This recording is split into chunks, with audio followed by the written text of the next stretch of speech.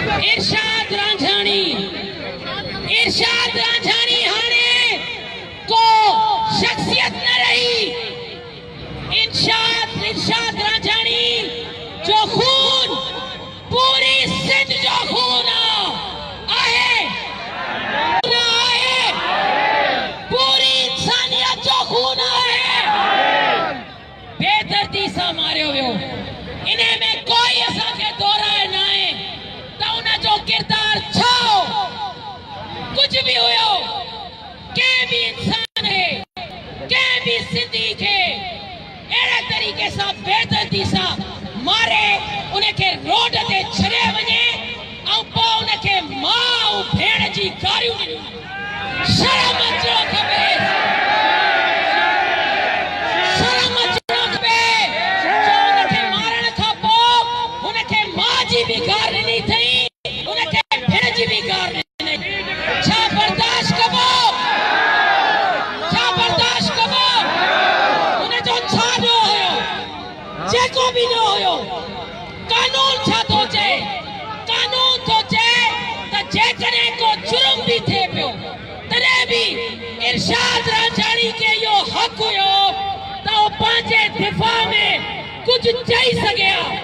पर ख़बर इहा पई त आख़िरी गोली हुनजे वात में हई वई ताकि उहो कुझु ॿुधाए न सघे, कुझु चई न सघे।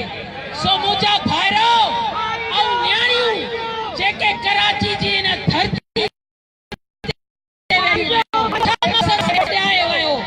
असां ते खे हिते आणण ते मजबूर कयो वियो, इन करे जो असांजा राइट्स असांखे नथा मिलनि, असांजा हक़ असांखे नथा मिलनि।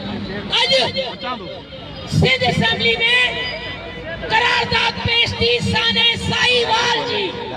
उहा पेश थी करे पीपल्स पार्टी। उहा चए थी पीपल्स पार्टी चए थी वॾो केस थी वियो सानेवाल, सानेवाल में वॾो केस थियो आहे, धड़ घोड़ा थी वई, केस थी वियो। असां चयोसीं बेशक केस थियो आहे, ग़लति थियो आहे। जॾहिं असां सिर में रमशा क़तल थी थिए, रमशा खे किडनैप कयो थो वञे, जॾहिं उनजी करारदाद था आणियूं, अॼु मां इरशाद रांझानी जी करारदाद आणण जी कोशिश कई वई त जो माहौल ख़राब कयो वियो। वरी न्याणियुनि खे अब्यूज़ कयो, वरी असेंबली में न्याणियुनि जे मथां जुमिला चया विया। तैमूर टालपुर अॼु वरी मूंखे ॿुधा लफ़्ज़ ॻाल्हाया। इन जो मक़सद छा हुयो त असां उन्हनि खे ख़बर हुई त असांखे इरशाद रांझानी जी करारदाद हिते पेश करणी आहे, उहा असांखे पास कराइणी आहे। पर उन्हनि अॻु में ई असेंबली जे माहौल खे ख़राब कयो ताकि असां उहा करारदाद हिते पेश न करे सघूं। मां चवां थी हिकिड़ो वक़्तु हुयो जॾहिं हिननि कोशिश कई त बिट्टो निज़ाम आयो, हिननि कोशिश कई त कराची के अलॻि, हिननि कोशिश सिंधियुनि खां उन्हनि जी शनाख्त पुछी वञे, हैदराबाद में रोके उनखां पासपोर्ट तो वञे त पोइ तूं कराची में दाख़िल थींदे त पोइ हिकु थियासे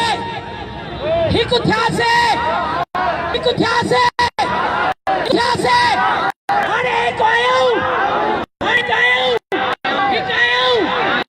असांजो मक़सदु सिर्फ़ु इहो आहे, असां कंहिं बि इदारे खे हिते कंडेम नथा कयूं, कंहिं बि खे बुरो न चऊं।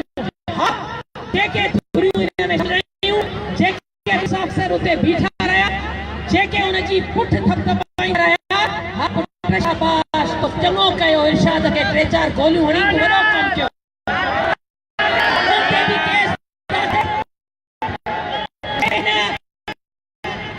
विटनेसिस हुया, उन्हनि गवाहनि खे मिलियो, हिकिड़े भरपूर नौजवान खे मर्द हुननि ॾिसंदा रहिया पर हुनखे क़त्ल थी विया। इहो एहतजाज जो मक़सद असां सभु हिते शामिल थियूं, कंहिं बि पार्टी जे हवाले सां न आहियूं, सिर्फ़ु सिंधवासी आहियूं, सिर्फ़ु सिंधवासी पूरे पाकिस्तान मां माण्हू आहिया। असांजो मक़सदु आहे इरशाद रांझानी खे इंसाफ़ मिले, सुभाणे कोई इर्शाद हिन कराची जे रोडनि ते न मारियो वञे न उन जो खून लुड़े। तव्हां सभिनीनि जी महिरबानी। इंशाअल्लाह ताला ॿीहर वरी जॾहिं बि सॼो जंहिं सॼो सभु हिते गॾु थींदासीं। तव्हां सभिनी जी महिरबानी। दोस्तों, जस्कम चेयरमैन मोहतरम सनान खान कुरैशी ने पहुंचो है। सभी लोगों के गुजारिशात पंहिंजे पंहिंजे जाइनि ते ही एहतजाज जो सिलसिलो जीअं जो तीअं जारी रहणो आहे। मां सनान कुरैशी के साथ सनान कुरैशी के अॻियां वठी अचां। डॉक्टर कादिर मक्सी साहब जिते या बाक़ी अॻवान वेठा आहिनि। सनान कुरैशी ने जगह ठाहियो, उन्हें के अॻी सीट पे विहारियो। जस्कम जे चेयरमैन सनान खान कुरैशी के वेलकम भी चवनि था ऐं दोस्तनि खे गुज़ारिश कंदुसि त जगह ठाहियो। सनान कुरैशी के अॻियां अचण ॾियो। सनान कुरैशी साहब के अॻियां अचण ॾियो। सनान कुरैशी के अॻियां अचण ॾियो ऐं जगह ठाहियो। सभई सनान कुरैशी के अॻियां वठी अचो। डॉक्टर कादिर मक्सी साहब जिते वेठा आहिनि उते मोहतरम सनान कुरैशी साहब के अॻियां वठी अचो। सनान कुरैशी के अॻियां वठी अचो पहिरीं सीट ते। बाक़ी दोस्त वेही रहो। बाक़ी तमाम दोस्त डिसिप्लिन जो मुज़ाहिरो कयो। ही असांजो पंहिंजो क़ौमी ताज आहे, सॼी सिंध जो क़ौमी ताज आहे। ही असां सभिनी जो गॾियल एहतजाज आहे। वेही रहो, महिरबानी करे पंहिंजनि पंहिंजनि जाइनि ते वेही रहो।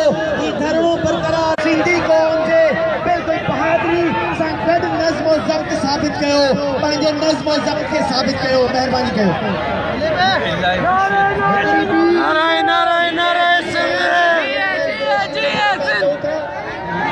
हिकिड़ी ॿी उत्साहींदड़ ॻाल्हि साम्हूं आई आहे। ख़ामोशी ख़ामोशी दोस्तो, ख़ामोशी। हिकिड़ी ॿी उत्साहींदड़ ॻाल्हि साम्हूं आई आहे। हाणे मूंसां DSP वारनि दोस्तनि, MKM जे दोस्तनि, ॿियनि दोस्तनि ॻाल्हि ॿोल कई आहे त जेकॾहिं अधु कलाक में तव्हांजो मुतालबो पूरो नथो थिए त उहे बि कारकुननि समेत असांखे हिते जॉइन कंदा।